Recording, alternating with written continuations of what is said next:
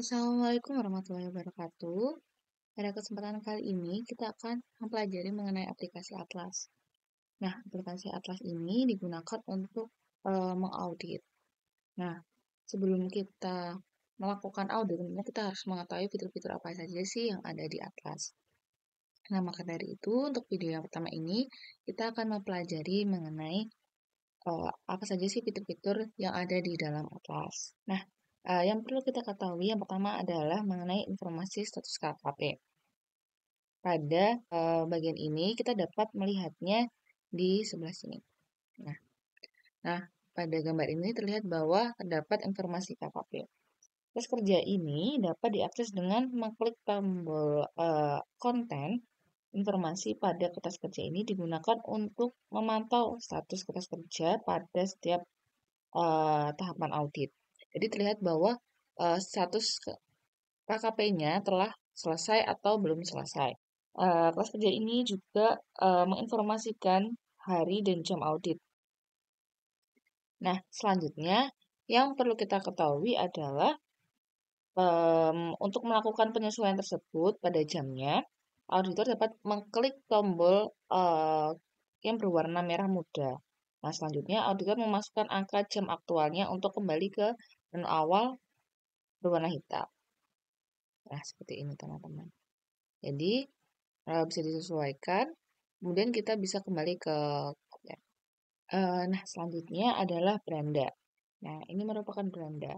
Terus kerja ini berisi informasi umum yang harus diisi oleh auditor untuk melakukan proses selanjutnya dalam aplikasi ini.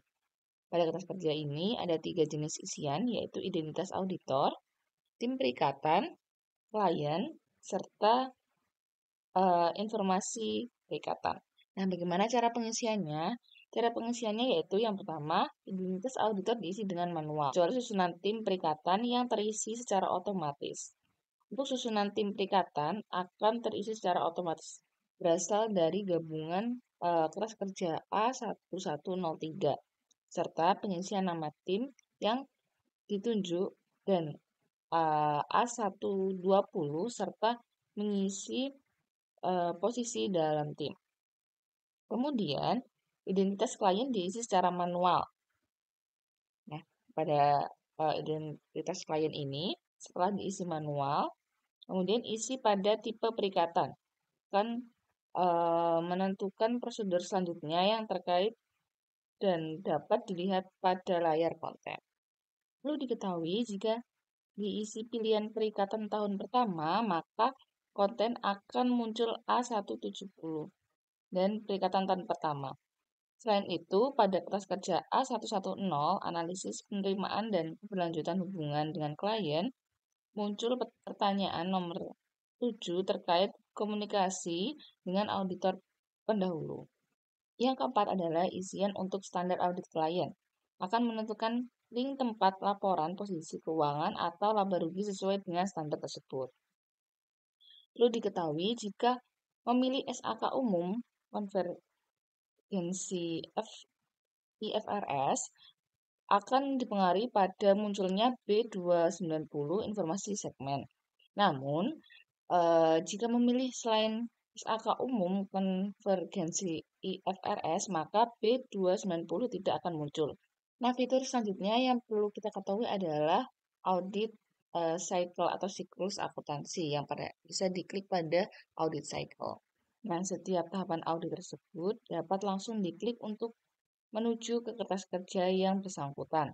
Jika ingin kembali ke beranda, dapat mengklik gambar rumah seperti ini untuk melihat siklus audit, sedangkan untuk melihat siklus audit dapat diklik audit cycle. Nah, yang kelima adalah input laporan keuangan. Untuk menginput data laporan keuangan pada tahap awal, auditor harus memasukkan tahap perikatan terlebih dahulu, yaitu jadi bisa kembali ke konten. Nah, selanjutnya adalah konten.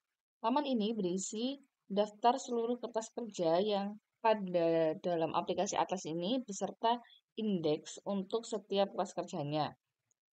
Yang selanjutnya yaitu menginput laporan keuangan. Untuk menginput data laporan keuangan pada tahap awal, auditor harus memasuki tahap perikatan terlebih dahulu, yaitu pada kertas kerja A110, analisis penerimaan dan keberlanjutan hubungan dengan klien.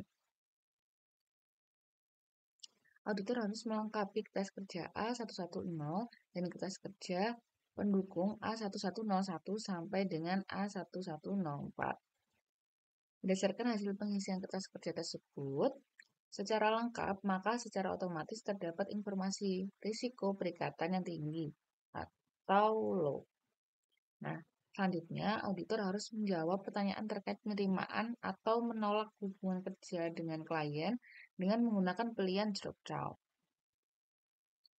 Jika auditor memutuskan untuk menerima atau melanjutkan hubungan kerja dengan klien tersebut, maka muncul link template laporan keuangan. Nah, selanjutnya auditor dapat langsung menuju ke laman input laporan keuangan pada laman konten terlebih dahulu dan memilih indeks D100 input laporan keuangan.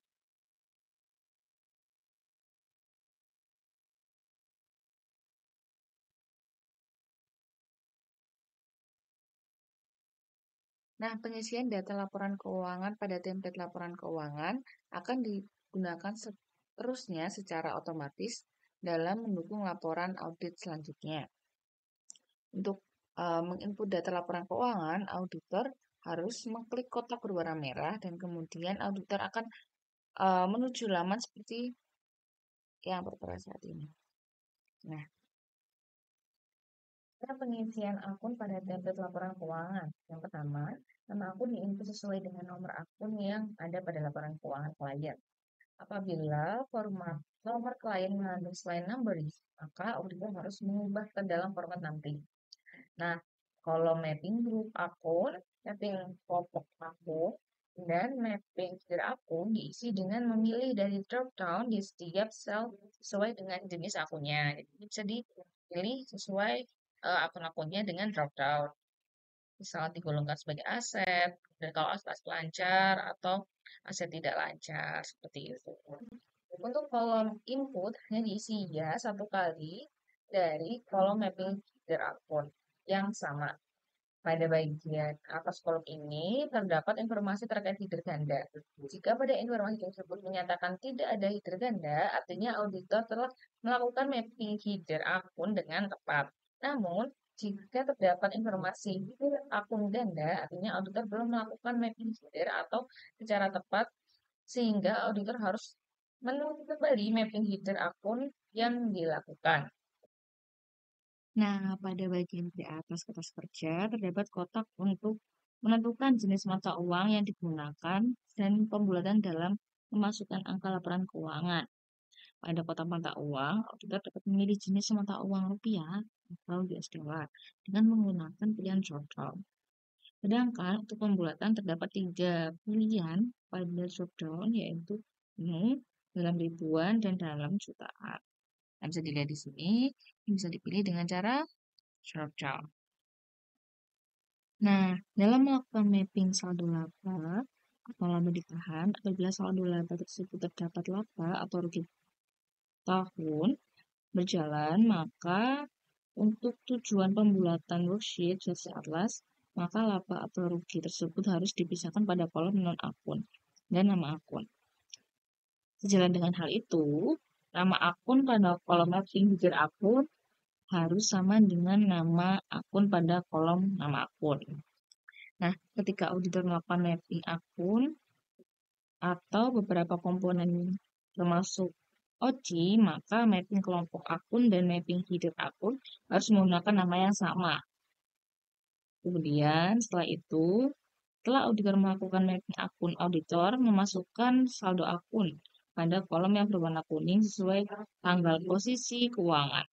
Angka yang dimasukkan pada kolom input angka menggunakan angka kolom default akun diisi sesuai dengan porsi header akun berdasarkan laporan keuangan klien. Nah, ini bisa disesuaikan dengan data klien yang ada. Sebagai bahan pertimbangan auditor dalam mengisi angka untuk akun yang merupakan komponen ekuitas hasil dari akumulasi keuntungan atau kerugian, yaitu sebagai kontrol input angka yang dimasukkan telah benar, maka auditor dapat melihat baris, cek neraca, dan cek EBT. Nah, pada cek neraca, apabila neraca atau laporan posisi keuangan sudah balance, maka pada baris tersebut memberikan keterangan balance. Jika input angka belum tepat, maka pada baris tersebut memberikan keterangan cek kembali input data. Jadi ketika sudah balance, maka akan tertera tulisan balance. Pada bagian kanan dari kertas kerja input laporan keuangan terdapat kertas kerja perhitungan total aset, total ekuitas aset bersih, total pendapatan, total HPP, laba sebelum pajak, EBITDA, total liabilitas, dan total untuk setiap tanggal posisi laporan keuangan. Nah, ini dia. Bisa dicek. Nah, kolom as, it, ACE akan terisi secara otomatis berdasarkan input angka laporan keuangan per internal. Sedangkan kolom ekstrapolasi ini akan terisi secara otomatis jika auditor menginput informasi laporan keuangan internal. Untuk memperoleh hasil perhitungan EBIT dan EBITDA, auditor harus memilih beban penyusutan atau amortisasi dan beban atau pendapatan bunga yang terdapat dalam perhitungan EBITDA dengan menggunakan short draft.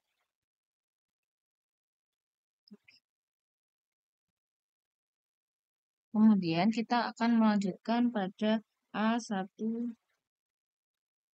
yaitu praperikatan.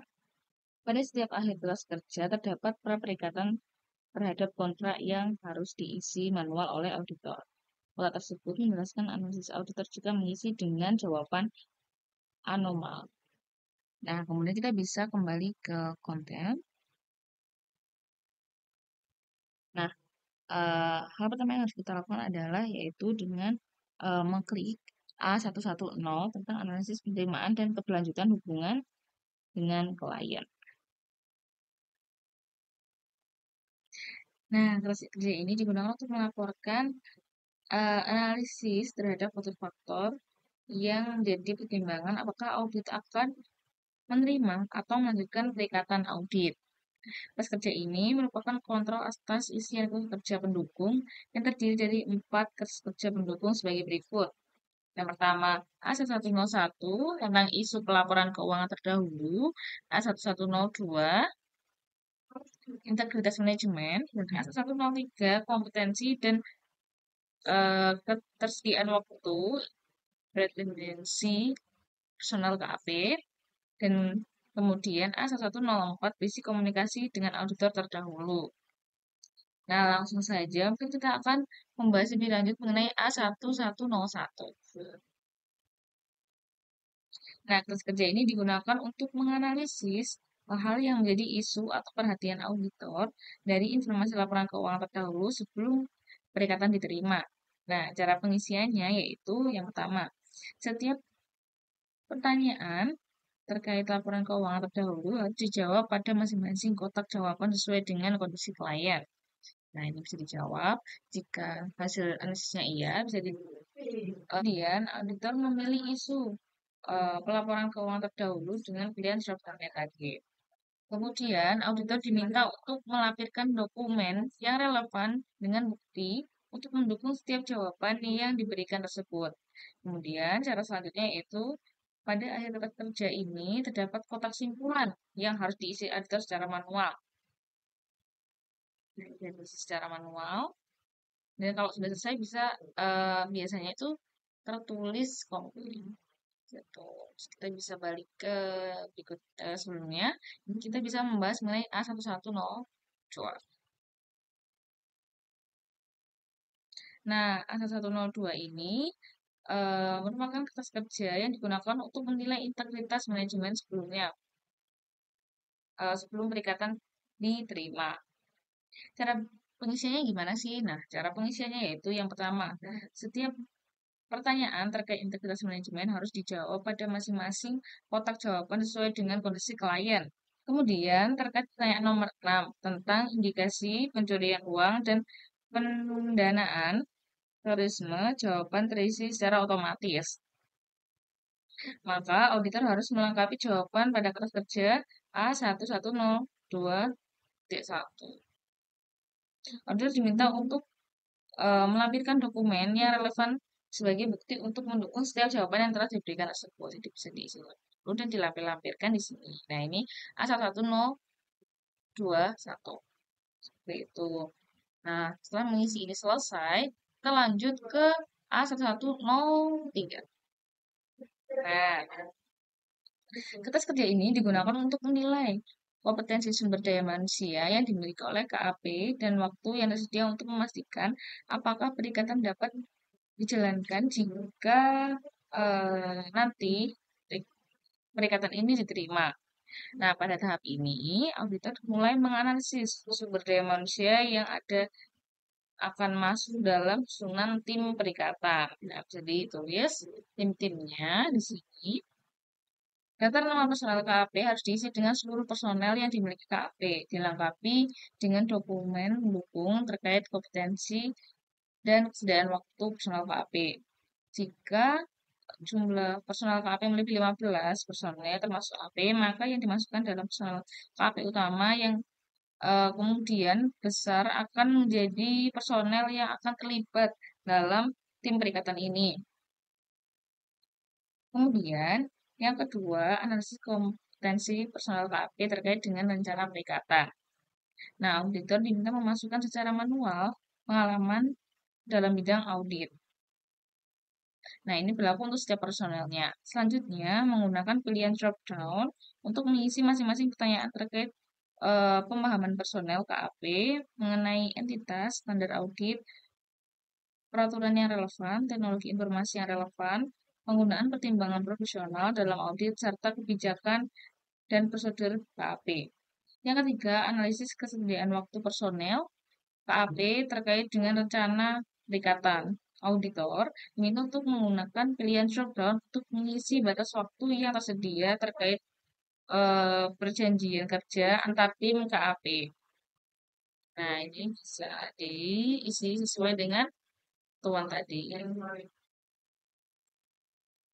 Nah, kemudian lanjut dengan mengklik ke independensi untuk mengisi kertas kerja A1103A.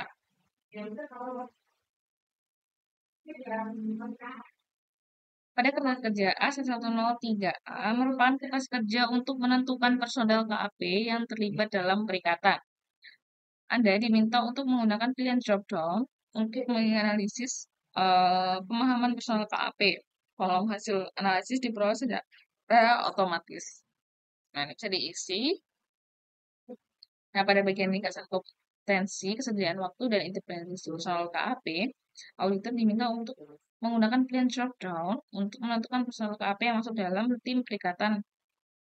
Nah, dalam menentukan peran dalam tim, auditor yang bisa memilih satu level partner apabila pada perikatan yang dilibatkan selain partner yang Sydney, serta partner perikatan tersebut bisa dipilih sebagai manajer pada kolom peran dalam tim. Nah, ini bisa disesuaikan ya teman-teman. Nah, bisa kembali ke berikutnya. Nah, berikutnya kita akan membahas mengenai A1104. Tes kerja ini digunakan untuk mengidentifikasi apakah auditor perlu melakukan komunikasi dengan auditor mendahului tes kerja ini digunakan untuk mengidentifikasi apakah auditor perlu melakukan komunikasi dengan auditor pendahulu sebelum perikatan diterima. Nah, tes kerja ini muncul pada bagian beranda. Auditor memilih tipe perikatan tahunan yang pertama. Cara pengisiannya adalah dengan satu, setiap pertanyaan terkait komunikasi dengan auditor terdahulu harus dijawab pada masing-masing kotak jawaban sesuai dengan kondisi. Dan yang kedua, jika pertanyaan nomor 2 auditor menjawab tidak, maka auditor dapat mengembalikan ke pertanyaan yang ketiga. Nah, pertanyaan yang ketiga yaitu pertanyaan pada kertas kerja ini harus menggunakan pilihan drop down. Jika setiap pertanyaan telah terjawab, maka status KKP akan menyimpulkan bahwa komplain. Nah, jadi kalau udah komplain, berarti sudah selesai. Kemudian yaitu A120, alokasi jam jasa dan perencanaan lainnya. Tugas kerja ini digunakan untuk mengalokasikan waktu untuk setiap personel yang ditugaskan dalam perikatan audit serta memproses kondisi kompetensi sumber daya yang diperoleh dari kelas kerja A1103. Yang pertama, rencana jadwal pelaksanaan perikatan audit yang telah auditor memasukkan data secara manual sebagai berikut. Nah, bisa dimasukkan secara manual, yaitu yang pertama, tanggal mulai dan berakhir pelaksanaan perikatan, yaitu format seperti tanggal, bulan, dan tahun. Nah, yang B yaitu jam mulai kerja, lama istirahat, dan jam pulang kerja, format 24 jam. Dan yang ketiga yaitu jumlah hari libur baik Sabtu atau Minggu dan hari libur lainnya. Jam kerja efektif per hari. Di sini secara manual berdasarkan perhitungan jam kerja efektif per hari pada poin 1B. Hal di atas untuk mengetahui jumlah jam efektif dalam pelaksanaan perikatan. Yang perlu digarisbawahi bahwa jika ada hari libur, Sabtu, Minggu, dan hari libur lainnya tetap kerja, maka auditor mengisi dengan titik koma atas 0 atau 0,0001. Nah, kemudian rencana jam jasa per tim pada setiap tahapan audit ini, nah ini rencana per tim. Pada bagian ini, auditor menentukan jumlah kerja setiap tahap untuk setiap auditor. Kemudian, nama auditor yang muncul secara otomatis merupakan hasil dari penentuan tim perikatan pada analisis penerimaan dan keberlanjutan hubungan dengan klien. Selanjutnya, auditor memilih peran setiap anggota dalam tim dengan menggunakan pilihan drop down. Ini bisa di drop down. Nah, lokasi rencana jam kerja biasa terdapat dua jenis lokasi, yaitu lokasi rencana jam kerja otomatis dan aktual. Nah, rencana alokasi jam kerja aktual harus diisi meskipun auditor memutuskan menggunakan angka perhitungan alokasi rencana jam kerja otomatis. Selanjutnya, yaitu analisis kompetensi sumber daya untuk pelatihan berkelanjutan. Pada bagian ini, terdapat informasi terkait dengan kebutuhan pengembangan kompetensi personal KAP. Jika KAP telah melakukan tindakan lanjut atas pengembangan kompetensi tersebut, maka harus didukung dokumentasi yang dilampirkan pada kelas kerja ini. Nah, seperti ini ya. Nah, selanjutnya yaitu eh, penelaan mutu perikatan. Pada bagian ini terdapat informasi terkait risiko penerimaan dan keberlanjutan klien sehingga KAP dapat menentukan kebutuhan perlu tidaknya kebutuhan EQCR sesuai dengan kebijakan sistem pengendalian mutu KAP. Nah, ini bisa diisi. Kemudian yang atas ini juga. Nah, ini bisa diisi sesuai dengan ketentuan yang sudah dijelaskan. Pada bagian kertas kerja A120 terdapat 3 kotak simpulan. Yang pertama, yaitu kolom simpulan otomatis terisi. Oleh karena itu, jika alokasi tersebut memadai, maka auditor harus memberikan penjelasan terkait rencana proses pemantauan atau perikatan tersebut. Kemudian, kolom kuning otomatis eh, ada simpulan jika dari kelas kerja adalah belum memadai. Nah, kemudian kolom status KKP menginformasikan kertas kerja kelengkapan pengisian kotak warna kuning dan hijau kertas KKP terdapat sebuah complete atau incomplete detail. Jadi seperti itu. Kita akan lanjut ke pembahasan berikutnya. Nah, pembahasan berikutnya yaitu A130 mengenai surat perikatan. Kertas kerja ini untuk menganalisis surat perikatan yang akan ditandatangani oleh KAP dengan klien. Terdapat beberapa pertanyaan sebagai kontrol untuk memastikan bahwa isi dan kelengkapan surat perikatan yang dibuat telah sesuai dengan standar yang telah berlaku. Auditor ini diminta untuk menggunakan pilihan drop down dalam jawaban setiap pertanyaannya. Jadi ini bisa di drop down. Nah, pada bagian bawah kertas kerja A130 terdapat beberapa kotak simpulan yang seperti ini. Nah, yang pertama, simpulan akan muncul secara otomatis pada kotak simpulan. Simpulan terdiri dari dua kondisi, yaitu surat perikatan memadai dan surat perikatan tidak memadai. Simpulan surat perikatan tidak memadai dapat disebabkan dua alasan, yaitu auditor tidak lengkap dalam melakukan pengisian surat perikatan. Jika pada kotak penjelasan akan muncul tulisan jelaskan bagaimana KAP memodifikasi surat perikatan, maka auditor diminta untuk menjelaskan bagaimana KAP melakukan modifikasi surat perikatan tersebut. Tulisan tersebut akan muncul jika terdapat kriteria yang tidak tercantum pada kertas kerja A130. Kotak status KKP menginformasikan kertas kerja kelengkapan pengisian kotak warna hijau dan status KKP yang berubah komplit menjadi incomplete. Kemudian kita bisa next. Nah, selanjutnya yaitu A140 tentang surat tugas. Dan kerja ini digunakan untuk mengecek kelengkapan surat tugas untuk tim perikatan yang akan melakukan audit. Auditor diminta untuk menggunakan pilihan drop down dalam menjawab setiap pertanyaannya. Nah, kemudian bisa di-scroll ke bawah. Pada bagian bawah kelas kerja A140 terdapat beberapa kotak simpulan, yaitu simpulan yang akan muncul otomatis pada kotak simpulan, dan simpulan terdiri dari dua kondisi, yaitu surat tugas memadai dan surat tugas tidak memadai seperti yang sebelum-sebelumnya. Nah, ini juga instruksinya sama seperti sebelum-sebelumnya. Kemudian yang akan kita bahas selanjutnya yaitu A150.